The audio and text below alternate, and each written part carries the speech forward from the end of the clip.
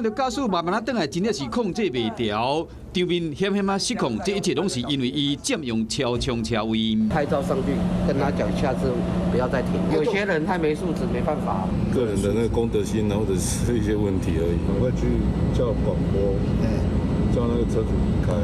当时，这台乌色轿车的车主来到高雄这间百货公司，敢若是占用超充车位，也毋过无充电，和其他想要抢的人等差不多半点钟，看到人转来甲问讲，你敢讲唔知讲占用爱罚钱？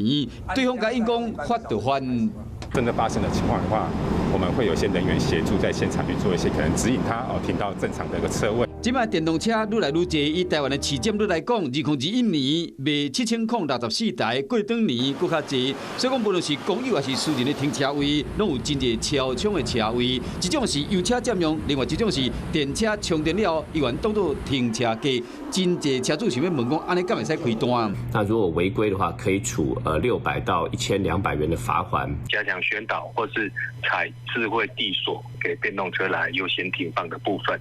以民营的停车场来讲，主要用可靠的公有停车场，未来会甲互有车位、甲无障碍车位同款，也就是讲，那占用上最罚1200块。用一个告示牌给民众知道，说这边是一个电动车的优先格位，目前还是尽量油车不能去占用的部分。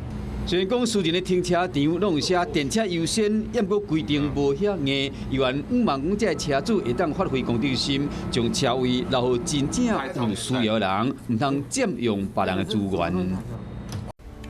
我是陈雅玲，想要跟我一起从零掌握天下事吗？赶紧按下华视新闻 YouTube 频道的订阅按钮，开启小铃铛，跟我一起探讨公共议题，给您最专业的华视新闻。